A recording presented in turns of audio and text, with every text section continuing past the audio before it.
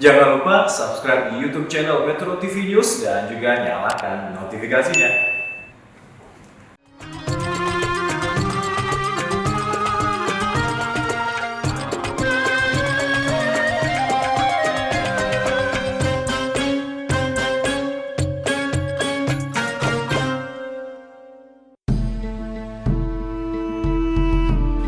Dalam kehidupan sehari-hari, kita sering mendengar atau menyebut istilah berkah.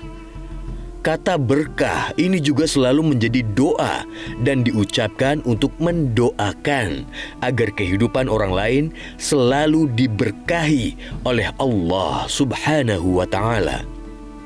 Keberkahan bukanlah pemberian Allah yang tiba-tiba dengan tanpa sebab diturunkan kepada seseorang. Keberkahan merupakan sesuatu yang senantiasa diminta dan harus diupayakan oleh setiap manusia kepada pemiliknya, Allah Subhanahu wa Ta'ala. Berkah harus dijemput. Sesungguhnya di dalam pergerakan itu terdapat berkah, sedangkan banyak duduk atau diam memperpendek umur. Meskipun dalam hidup kita sudah ditetapkan sedemikian rupa oleh Allah, bukan berarti kita tidak perlu berikhtiar dalam menjemputnya. Fasilitas dan kemudahan yang Allah ciptakan berupa alam semesta dan isinya ini hendaknya membuat kita lebih bersyukur, yakni bersemangat dalam menjemput keberkahan dan tidak berpangku tangan saja.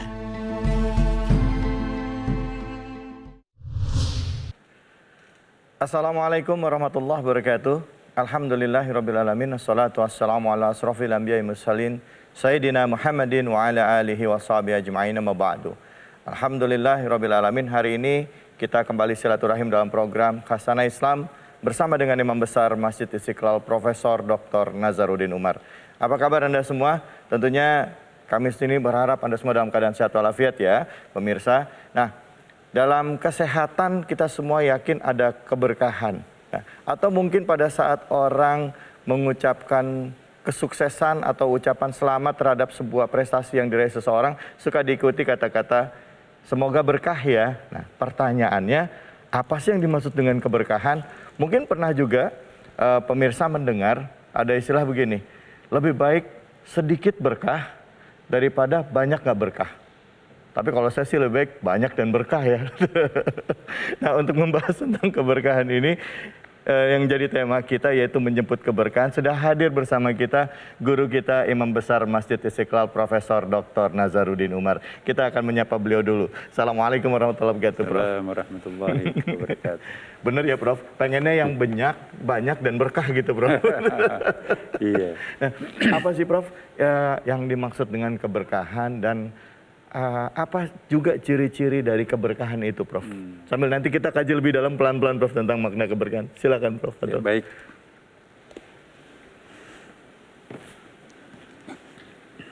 Assalamualaikum warahmatullahi wabarakatuh. Waalaikumsalam warahmatullahi wabarakatuh. Alhamdulillahirabbil alamin wa bihi nasta'in ala umurid dunya waddin. Asyhadu an la ilaha illallah wa asyhadu anna Muhammadan abduhu wa rasuluh. Shahibul burhan. Para pemirsa yang dimuliakan Allah Subhanahu wa Ta'ala, alhamdulillah pada siang hari ini kita bisa berjumpa lagi di dalam acara yang tercinta kita ini. Insya Allah semoga Allah memberkati kita semuanya dan semoga benar-benar hari-hari terakhir dan hari-hari masa depan kita ini kita semakin oke. Kita juga selalu berdoa semoga COVID-19 ini insya Allah akan semakin, ya saya ingin menggunakan istilah lebih bersahabat dengan kita, tidak mengganggu kita lagi ya. Amin, amin. Silahkan hidup tapi jangan saling mengganggu satu sama lain. Mari kita menjalankan aktivitas kita sebagai seorang hamba dan juga sebagai seorang khalifah. Nah, pada kesempatan ini kita akan membicarakan sesuatu hal yang sangat penting dan ini paling sering kita ungkapkan terutama akhir-akhir ini, yaitu berkah dalam kehidupan ya. Ya, Mas David tadi menjelaskan, wah ini mana yang paling bagus ini? Sedikit tapi berkah, apa artinya banyak tapi enggak berkah? Mas Dafiq, sangat manusiawi. Kita sih maunya yang banyak, tapi juga berkah. Dan itu nggak salah. Rabbana atina fid dunya hasanah wa fil akhirati hasanah wa qina adzabannar. Bahkan umat Islam, kita harus seperti itu. Jadi al-yadul ulya khairum miyadis sufla. Tangan di atas itu kan lebih baik daripada tangan yang mohon gini kan. Lebih baik kita menjadi muzaki, pembayar zakat, daripada mustahik, orang minta-minta zakat ya kan. Lebih baik kita menjadi wakif, pemberi wakaf, daripada kita menunggu mauquf alaih, ya, keuntungan-keuntungan dari wakaf produktifnya orang. Jadi itu kan kita menjadi the second person, itu kita ingin menjadi orang utama di dalam perubahan sosial itu kan. Nah, para pemirsa, apa sih yang dimaksud dengan berkah? Berkah itu banyak definisinya ya, tetapi kalau saya di sini saya ingin mengingatkan bahwa segala perbuatan yang kita lakukan di situ kita mohon keterlibatan Allah mencampuri urusan kita itu, maka di situ pasti perbuatan itu berkah. Maka itu kita selalu membaca Bismillahirrahmanirrahim, ya kan? Apapun yang kita akan lakukan, bacalah Bismillahirrahmanirrahim, itu kan mengundang intervensi Allah dalam perbuatan kita. Setiap perbuatan di mana Allah itu incas ya, terlibat dalam perbuatan kita, di situ pasti ada berkah. Sehebat apapun perbuatan dapat pujian dari mana-mana, tapi Tuhannya tidak terlibat di dalam perbuatan itu, menurut hemat saya, di situ nggak berkah. Jadi berkah itu tidak diukur pujian orang hebat ya. Iya dong, ini kan berkah. Enggak. Boleh jadi enggak ada orang yang memuji, bahkan mungkin ada orang yang mencemooh. Tapi boleh jadi itu berkah itu. Enggak apa-apa hari ini kita dicemooh orang, tapi ternyata minggu depan, bulan depan atau tahun depan semua orang memuji kita kan. Kan yang penting happy endingnya tuh. Apa artinya kita dipuji di awal, tapi ternyata belakangan itu su'ul khatimah, itu bukan berkah. Nah, jadi saya ingin mengingatkan ya, bahwa kepasrahan diri kita kepada Allah, itu pintu berkah itu. Mohon maaf ya kalau saya melihat, ya, saya terkesan itu ya, di Amerika. Coba Bapak Ibu lihat uang dolar itu kan. Ya. Dalam mata uang dolar itu, apakah itu kelipatan $1, $5, $10, $20, $50, $100 kan? $100 ya. Itu di situ setiap lipatan, setiap jenis mata uang itu ada kata-kata in God we trust. Ya. Apa artinya itu kan? Kalau bahasa Arabnya itu Bismillahirrahmanirrahim. Ya, jadi kita tawakal, kita pasrah. Jadi in God, bersama Allah kami percayakan. Jadi tawakal kepada Allah. Nah, jadi Amerika negara sekuler itu, tapi mata uangnya setiap kita pegang uang, kita diingatkan, serahkan urusannya kepada Allah, tawakal kepada Allah. Uang rupiah kita itu enggak ada. Nah, jadi saya ingin mengingatkan kita bahwa berkah itu selalu kita harus ingat Allah. Selalu kita mengundang powernya Allah. Selalu kita melibatkan, selalu ada attachment, kemelekatan kita dengan Allah. Maka perbuatan yang melekat dengan diri kita dengan kekuatan Allah, ingatan kita bersamanya, maka itu adalah perbuatan berkah. Dan hasilnya seperti apa, itu persoalan lain. Keberkahan suatu perbuatan tidak hanya diukur keberhasilannya, melahirkan suatu hal yang produktif ya kan. Boleh jadi tidak produktif, tapi itu berkah. Ya.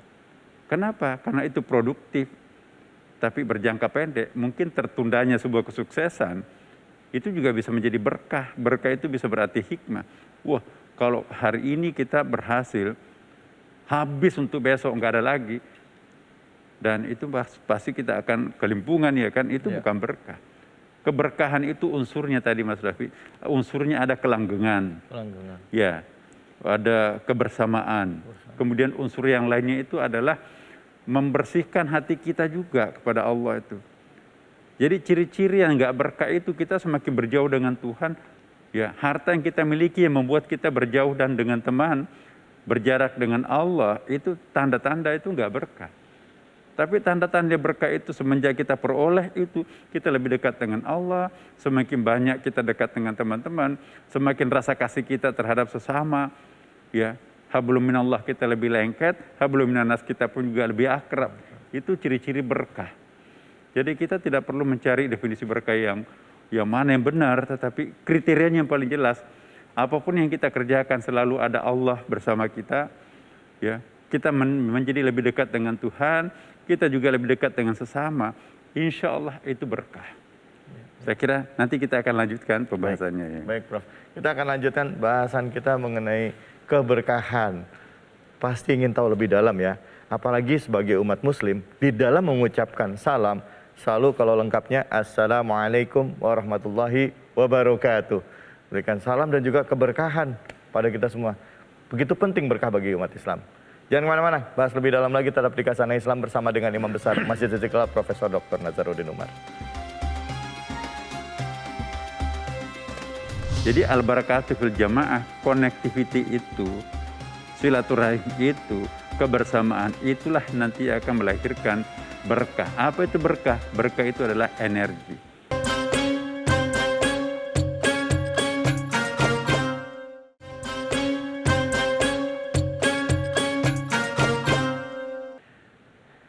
Ya, alhamdulillah kita lanjutkan lagi bahasan kita di Kasana Islam bersama dengan Imam Besar Masjid Istiqlal Profesor Dr. Nazaruddin Umar. Tadi Profesor di segmen awal sempat menyamakan salah satu di antara ciri-ciri keberkahan adalah kebersamaan. Nah, saya jadi punya pertanyaan ini, Prof. Apakah harus bersama-sama atau mungkin ya dengan usaha sendiri pun itu juga bisa diindikasikan keberkahan? Atau kebalikannya, artinya bahwa setiap keberkahan itu harus bisa dirasakan untuk bersama? Silakan Profesor. Ya, bagus. Nah, ini dalam hadis Nabi itu kan ada ya. Al-barakatuh fil jamaah. Ya. Apa yang dimaksud berkah? Tadi kita sudah mendefinisikan sedikit. Berkah itu adalah sebuah power, Ya. sebuah kekuatan, ya kan? Barakah itu adalah energi. Ya. Jamaah itu adalah sinergi. Jadi di mana ada sinergi, di situ ada energi. Masya Allah. Al-barakatuh fil jamaah. Bahasa fisikanya, di mana ada sinergi, di situ ada energi. Lampu, handphone, sound system. Ya. Kalau disinergikan kabel negatif positifnya itu baru bisa berfungsi kan, Ya. di-on kan. Tapi kalau dalam keadaan off, tidak berjamaah antara kabel positif negatif itu, pasti nggak ada suaranya, Ya. nggak ada cahayanya, ya kan. Handphonenya juga nggak bunyi. Jadi al-barakatuh fil jamaah, connectivity itu, silaturahim itu, kebersamaan itulah nanti akan melahirkan berkah. Apa itu berkah? Berkah itu adalah energi. Jadi kalau kita mendapatkan energi, maka lakukanlah sinergi. Ya, sulit membayangkan akan ada energi tanpa ada sinergi. Luar biasa hadis Nabi ini. Nah, kalau kita ingin mendapatkan suatu power, persatuan dan kesatuan sebagai sesama warga bangsa Indonesia ini harus betul-betul dirasakan keberadaannya, binekanya itu, maka tapi juga harus diikat dengan tunggal ika.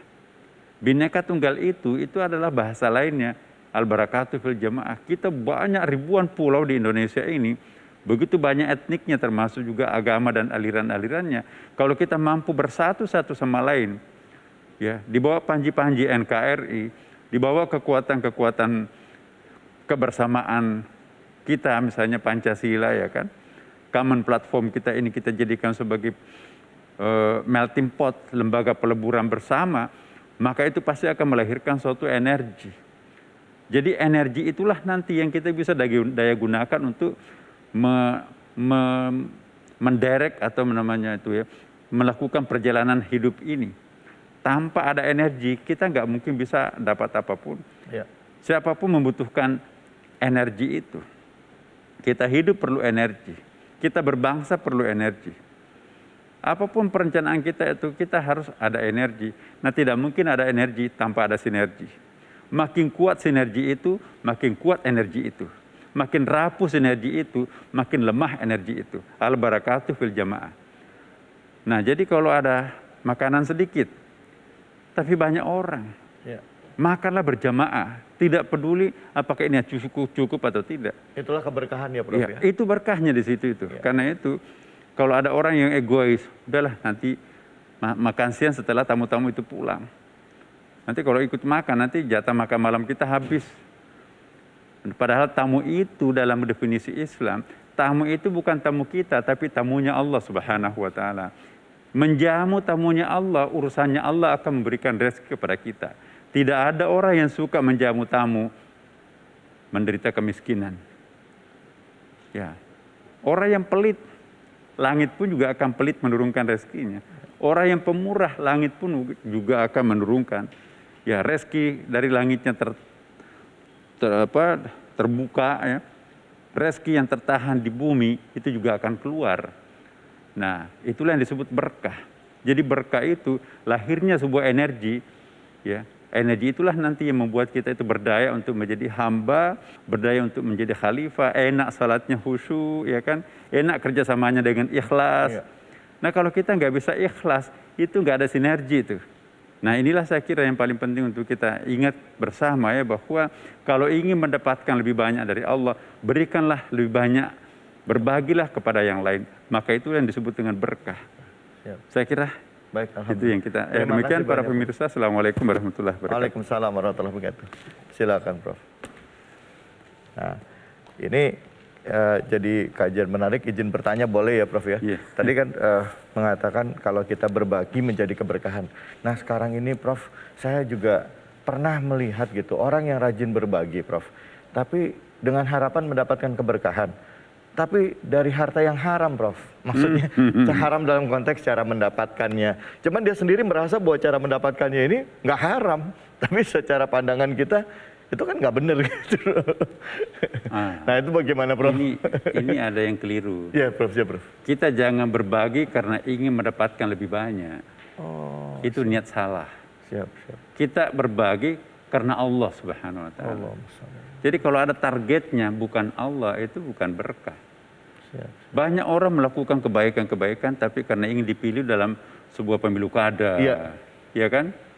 Jadi memang sosial tapi bukan cantolannya kepada Allah. Yang kita maksudkan berkah ini kan, berkah itu, power itu kan dari Allah. Nah, jadi jangan ada maunya selain Allah. Inna sholati wa nusuki wa mahyaya wa mamati lillahi rabbil alamin. Kalau ada target lain selain Allah, itu kan tidak tulus. Itu enggak berkah cukup itu. Ya. Nah, perbaiki niat kita, semuanya kami lakukan lillahi ta'ala. Kan nanti kalau targetnya untuk mencapai target kemanusiaan seperti itu, giliran enggak ada yang merespon, kecewa dia kan. Iya. Nah, tapi kalau kita lakukan lillahi ta'ala, mau dipuji atau tidak, itu enggak ada urusan. Allah. Kami lakukan lillahi ta'ala, itulah yang mendatangkan berkah. Baik. Prof, sekarang kira-kira, Prof, apa yang bisa kita simpulkan dari tema kita kali ini, Prof? Ya, pertama, judul kita sangat sederhana, tetapi itu sangat fungsional dalam menenangkan kehidupan kita, ya. Jangan sudah miskin nggak berkah lagi, Ya. kan? Ya, jadi saya ingin menghimbau kepada kita semua sebagai kesimpulan, mari kita membiasakan diri kita dengan berpatokan kepada kaidah-kaidah keberkahan. Iya. Keberkahan itu betul, kita tidak mencari banyaknya atau besarnya, panjangnya, tingginya, tetapi yang kita inginkan adalah keberkahan itu. Keberkahan itu diukur dengan semakin nyamannya perasaan kita, dekatnya kita dengan Allah, semakin diterima baiknya kita oleh masyarakat. Khairun nasi anfa'uhum linnas. Ya. Sebaik-baik manusia itu adalah Yang bisa berbuat banyak kepada sesamanya. Dan yang kedua tentu kita juga kelanggengannya. Ya. Langgan itu bukan hanya kita sampai akhir hayat, tapi anak kita, cucu kita, masyarakat kita semua sampai garis lurus ke bawah. Itu juga menjadi ukuran. Kita jangan egois. Nabi tidak suka egois walaupun itu kebaikan. Ya. Berdoa pun juga Nabi menegur, jangan berdoa hanya mendoakan dirinya sendiri. Doakan yang lain. Allahumma fil muslimin wal muslimat wal mu'minina wal mu'minat al hayya minkum wal amwat innaka samiun qaribun mujibud da'wati rabbil alamin. Itu doanya Nabi. Ya, yang diajarkan kepada sahabatnya agar berdoa pun tidak boleh egois. Ya. Doakan juga orang lain yang kita tidak kenal tapi sevisi dengan kehidupan kita kan. Masya Allah. Ya, insya Allah. Baik. Alhamdulillah, terima kasih banyak kesimpulannya, Prof. Sudah langsung dirangkum, saya nggak mau nanya kesimpulan lagi. Ya, mudah-mudahan kita bisa benar-benar memaknai setiap rizki yang kita terima dan juga rizki yang kita berikan semata-mata tadi kata Profesor adalah lillahi ta'ala, ikhlas. Bukan karena mengharapkan makhluk, tapi benar-benar mengharapkan keridhaan dari Allah Subhanahu wa Ta'ala. Dan buat kita yang menerimanya juga, tentunya itu hati-hati juga sambil berdoa mungkin kalau terima. Jangan pura-pura nggak tahu kata Profesor. Prof, terima kasih banyak ilmunya Prof hari ini. Kita akan lanjutkan lagi bahasan kita pada kesempatan kali ini. Setelah ini kita akan mendengarkan kajian dengan tema yang sama, menjemput berkah bersama dengan Kiai Haji Khalil Nafis. Tentunya hanya di sini di Khazanah Islam bersama dengan Imam Besar Masjid Istiqlal Profesor Dr. Nazaruddin Umar.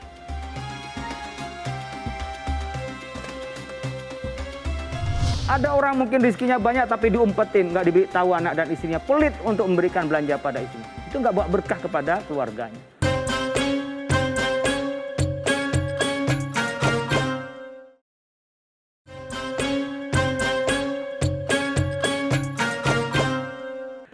Menjemput keberkahan, siapa yang nggak mau? Pasti semua orang pengen hidupnya bahagia dan penuh dengan keberkahan. Apalagi nih biasanya pada saat usia bertambah selalu diucapkan oleh orang-orang di sekitar, semoga berkah ya di sisa usia gitu. Nah, apa sih definisi berkah? Tadi sudah dijelaskan oleh Profesor Dr. Nazaruddin Umar. Di segmen saat ini sudah hadir bersama kita yang akan membahas tema kita yang sama, menjemput keberkahan, yaitu Kiai Haji Khalil Nafis. Izinkan saya menyapa beliau dulu ya. Assalamualaikum warahmatullahi wabarakatuh Kiai. Waalaikumsalam Assalamualaikum warahmatullahi Kiai. wabarakatuh. Masya Allah, Salim Muhammad, Salim Muhammad. Kiai, berkah ini tadi sudah dijelaskan oleh Profesor bahwa dalam keberkahan itu harus memberikan manfaat bagi orang yang ada di sekitarnya.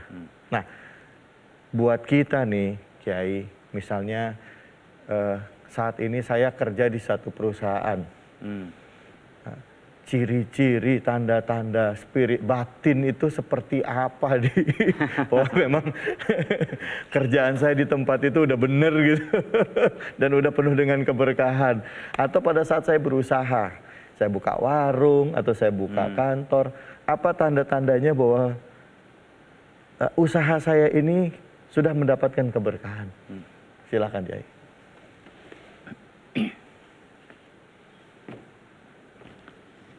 Assalamualaikum warahmatullahi wabarakatuh. Waalaikumsalam. Alhamdulillahilladzi khalaqal insana fi ahsani taqwim summa radadnahu asfala safilin illal ladzina amanu wa amilus solihat. Wassalatu wassalamu ala Rasulillah wa ala alihi wa ashabihi mawala la haula wala quwata illa billah. Pemirsa, kita bicara soal berkah. Apa tanda-tandanya kalau kita ini berkah? Setiap saat kita mendoakan berkah, keselamatan dan keberkahan. Assalamualaikum warahmatullahi wabarakatuh. Keselamatan, rahmatnya, dan berkahnya. Jadi berkah. Apa itu berkah? Mudah sekali. Berkah itu subutul khairil ilahi fi syai'. Adanya kebaikan yang sifatnya transenden. Yang sifatnya ketuhanan. Yang sifatnya agama dalam sesuatu. Kalau ada kebaikan keagamaan di sesuatu, itu berkah. Kebaikan keagamaan terhadap sesuatu, Ya, keagamaan. ada kebaikan keagamaan. Ada kebaikan yang menurut agama itu baik. Di dalam sesuatu itu berkah. Punya rezeki disedekahkan itu berkah. Punya rezeki dipakai untuk maksiat itu tidak berkah. Ya. Ketika kita punya kerja di tempat satu, kerja di Metro TV, bagian religi, bagian yang bagaimana yang baik, terus ini bisa mengembangkan berita yang baik, itu berkah. Jadi kita berkah itu di mana kita bisa mengembangkan kebaikan yang menurut agama itu adalah baik. Contoh yang paling kecil ketika kita bekerja. Kemudian di dalam tempat kerja itu memungkinkan kita juga ibadah yang sempurna. Lalu dalam keluarga itu memungkinkan kita untuk membina rumah tangga yang baik. Di dalam kerja itu bisa membuat kita itu menyebarkan kebaikan kepada orang lain. Makin banyak kebaikan yang disebarkan pada orang lain, itulah makin berkah. Jadi berkah itu ada tuntunan agama yang bisa kita lakukan. Ada tuntunan agama yang bisa kita sebarkan. Nah, ketika mengandung unsur itu pastikan tempatnya tempat berkah. Ketika kita beli rumah, mudah-mudahan berkah. Rumahnya menjadi rumah tangga yang baik. Di anggota keluarganya anak menjadi anak yang baik. Istri-istri yang soleha. Suaminya suami yang bijak dan bertanggung jawab. Dengan tetangga-tetangga yang baik. Tetangga-tetangga saling menolong, bersatu padu. Jaga kebersihan, menjaga keamanan bersama.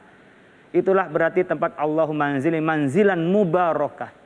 Wa anta khairul manzili. Ya Allah, berikan kami tempat yang barokah, yaitu menjadi inspirasi keluarga, menjadi manfaat bagi orang lain, itu barokah. Makanya kalau saya bikin pesantren, ya pesantren itu jadi pesantren yang berkah. yang datang juga belajar, yang sekitar nggak terganggu. Ya makanya speakernya saya nggak jauh-jauhin, cukup yang di dalam karena kepentingannya di dalam. Kalau cari adzan yang untuk orang banyak silahkan untuk disebarkan. Itu menjadikan berkah, ya berkah. Kenapa? Semua yang di sekitar pesantren pun merasa nyaman. Gitu juga kalau kita pindah satu tempat, tetangga tuh merasa nyaman dengan hadirnya kita. Berarti kita membawa berkah. Kalau rezeki berupa sehat, kesehatan kita ini dipakai untuk kebaikan orang lain, membantu orang lain, ya, menangani tentang masalahnya orang lain. Untuk menjemput bagaimana kita bisa mengembangkan umat. Itu adalah berkah kesehatan kita. Kalau kita punya uang rizkinya. Rizki itu bukan hanya uang. Hanya sebagian dari rizki adalah uang. Kita punya uang. Ketika kita punya uang, maka kita menjadi lebih harmonis di rumah tangga. Ya. Istri, pamannya kalau kita sebagai suami, lebih senang dengan pendapatan kita lebih banyak. Lebih diluaskan rizkinya. Ada orang mungkin rizkinya banyak tapi diumpetin, nggak diberitahu anak dan istrinya, pelit untuk memberikan belanja pada istrinya. Itu nggak bawa berkah kepada keluarganya. Mungkin juga ketika mendapat rezeki begini, kita bersedekah pada orang lain, lebih banyak memberi pada orang lain. Kenapa? Al-fakir la yu'ti, orang yang fakir nggak bisa ngasih apa-apa. Al-miskin la yuzaki, orang miskin nggak bakalan bisa berzakat. Hanya orang kaya yang bisa berzakat. Ketika kita punya kekayaan yang berkah, manakala kita berzakat, berinfak, bersedekah, dan berwakaf. Itu adalah berkah namanya. Kondisi keluarga tambah erat hubungan suami istri. Mungkin dulu ketika miskin juga dalam keadaan dia senang dan dia saling sayang, saling setia. Setelah kaya pun juga begitu, bahkan mungkin tambah erat. Karena apa? Sama-sama sudah lebih nyaman, lebih banyak waktu, lebih banyak keluasan fasilitas. Jangan sebaliknya ketika rezeki tidak berkah. Awalnya dia setia, awalnya dia tanggung jawab. Setelah punya uang banyak, nggak pulang-pulang sampai 3 kali lebaran. Waduh, Bang Toyib itu.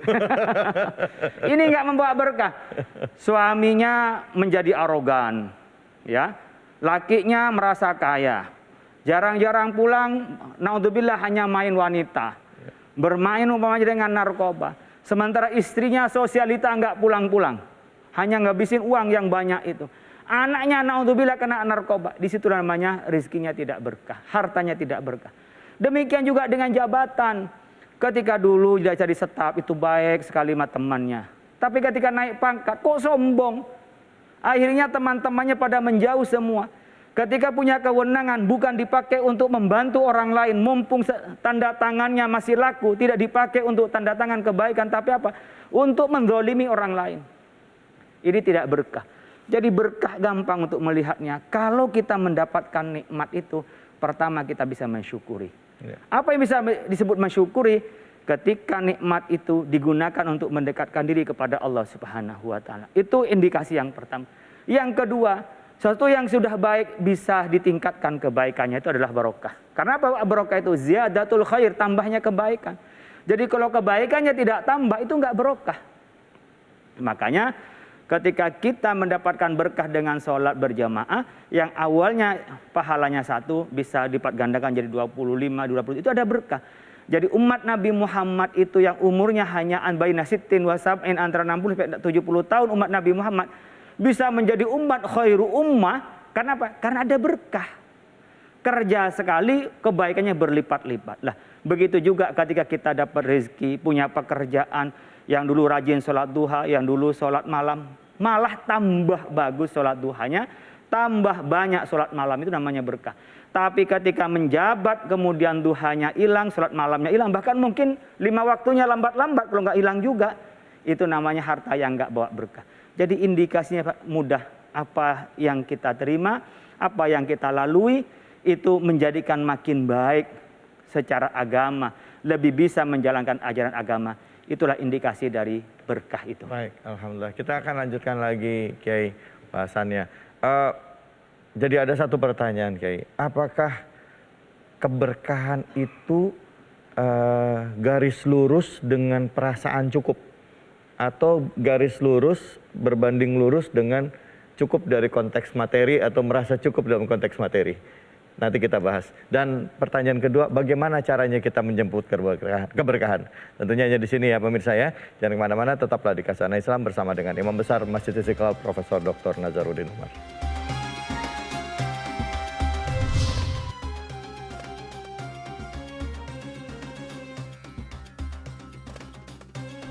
Para koruptor yang terjadi di tengah-tengah kita itu tidak ada yang berkekurangan. Oke, jangan koruptor, para maling. Oh, para maling. Para maling itu bukan karena kelaparan ya, bukan karena kelaparan. Mereka rumahnya cakep, tapi mereka belum pernah merasa cukup.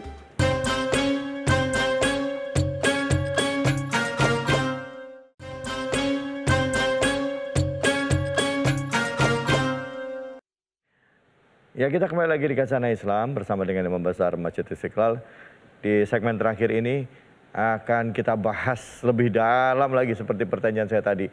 Apakah yang namanya keberkahan itu selalu berbanding lurus dengan kecukupan materi? Atau berbanding lurus dengan perasaan cukup terhadap materi yang diberikan? Nah, mana nih? Kecukupan atau merasa cukup? Karena bahasanya ini. Nah, silakan Kiai. Merasa cukup itu dalam bahasa agama qanaah. Qanaah. Qanaah itu menerima terhadap nikmat atau rezeki karunia yang Allah berikan pada kita. Walaupun kurang sebenarnya. Meskipun sebenarnya kurang.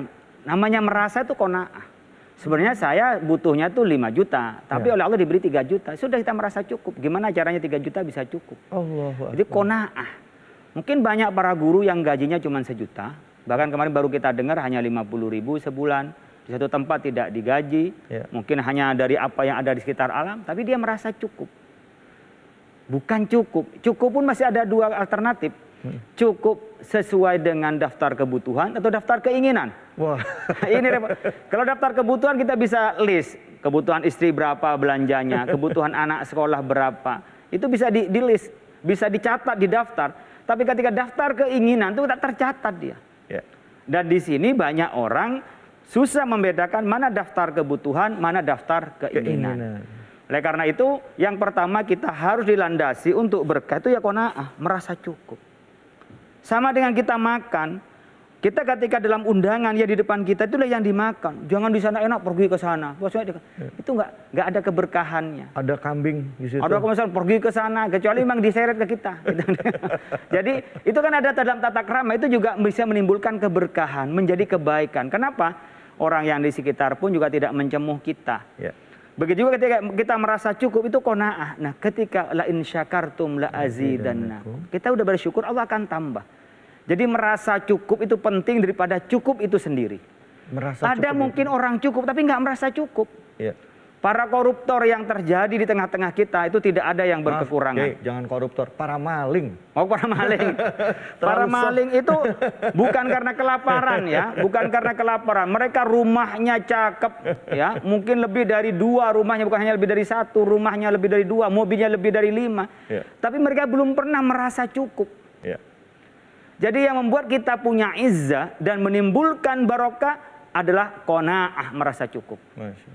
Jadi harus ditata dari hatinya dulu sebelum di luar hatinya berupa yang di sekitar kita. Kalau ada di dalam diri kita rasa cukup, pertama pasti ada rasa syukur kepada Allah. Tapi kalau dalam hati sudah nggak ada rasa cukup, meskipun sudah banyak, kurang bersyukur. Teman saya udah pangkatnya begini, saya kok masih gini-gini aja. Teman saya rumahnya segini, udah dapat 5, saya kok cuma 1. Teman saya udah punya pabrik, saya kok masih konsumen.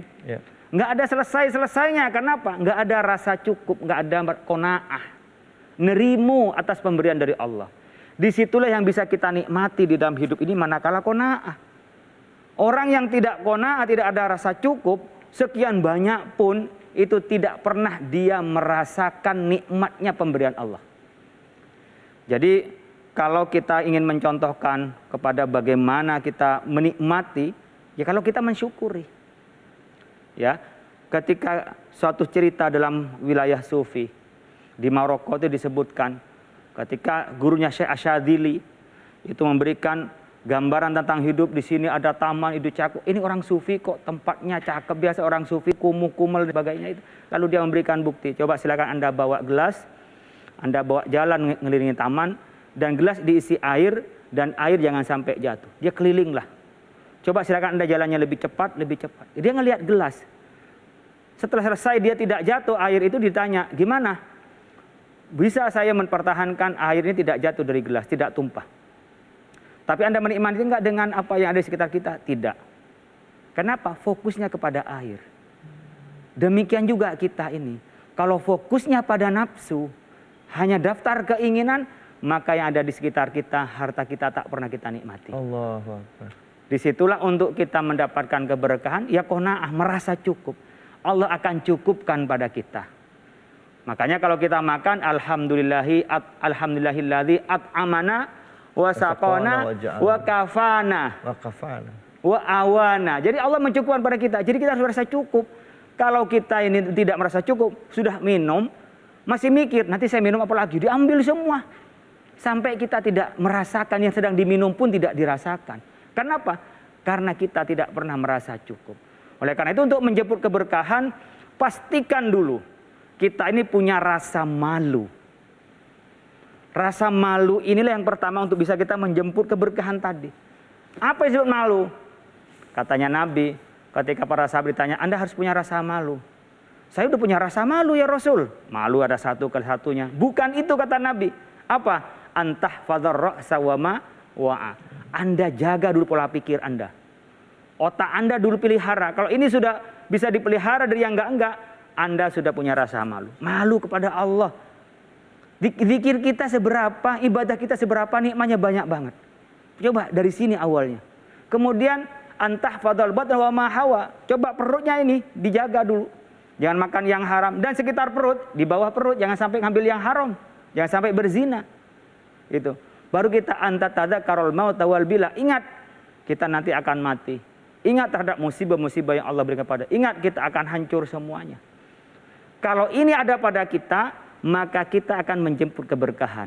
Karena sudah semua yang kita lakukan merasa dilihat oleh Allah. Kalau kita tidak mampu merasa melihat Allah. Nah kalau ini sudah dasarnya haya dalam hidup, kita nggak sembrono hidup.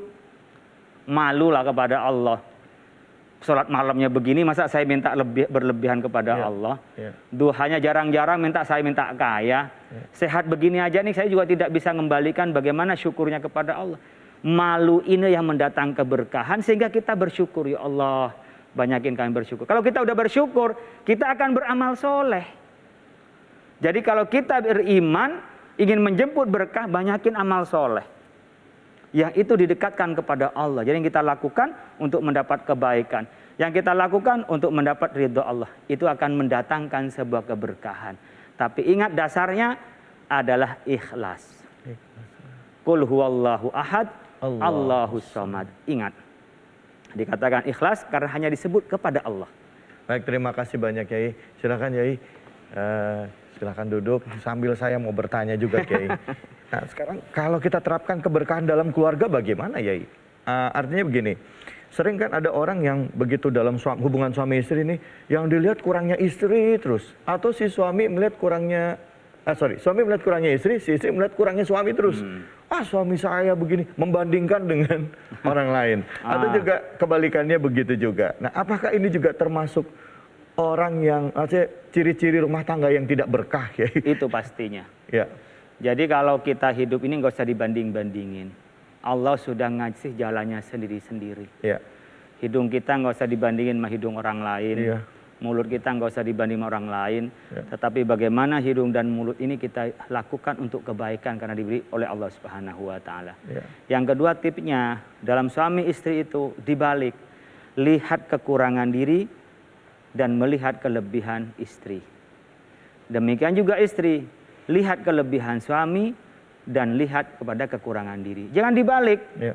Kalau dirinya kelebihannya yang dilihat terus. Ya. Sementara suaminya dilihat dari kekurangannya. Atau sebaliknya, si suami, saya kan sudah ngasih belanja, saya sudah perhatian.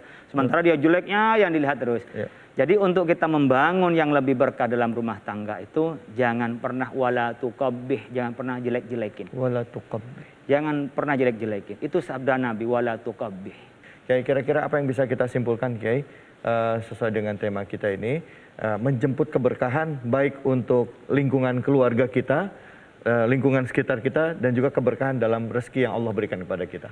Ya, ketika kita mendapat berkah itu karena kita selamat dan kita mendapat rahmat. Oleh karena itu ketika kita hidup ini, carilah keberkahan, tempat tinggal yang berkah, umur yang berkah, rezeki yang berkah. Artinya cari di mana kita berpijak, di situ ada agama, tuntunannya, ajarannya yang bisa kita lakukan, yang bisa kita laksanakan. Dan tentunya dari agama yang kita laksanakan bisa menyebarkan kebaikan kepada masyarakat sekitar, bahkan kepada alam raya ini. Nah, caranya tentu pastikan di dalam diri kita ditanamkan sifat malu. Malu kepada Allah, malu kepada diri sendiri, malu pada orang lain. Ya, jaga diri pikiran kita, jangan sampai salah negatif, jaga juga perut kita dan di bawah perut itu dari yang haram. Kemudian ingat bahwa kita akan diminta pertanggungjawaban oleh Allah Subhanahu wa taala. Banyak bersyukur, menerima apa yang ada.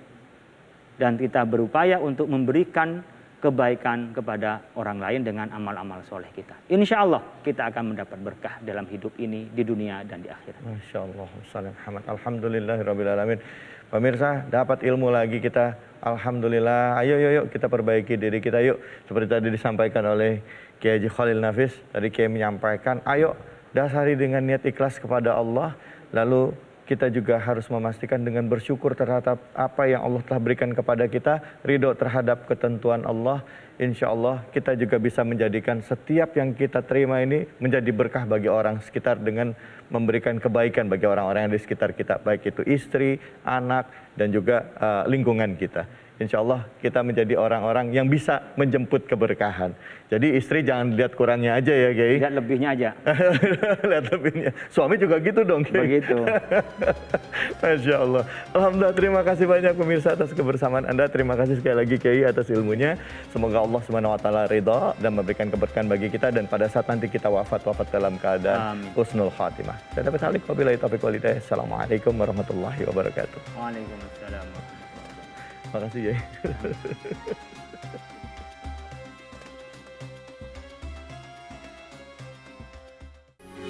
Metro TV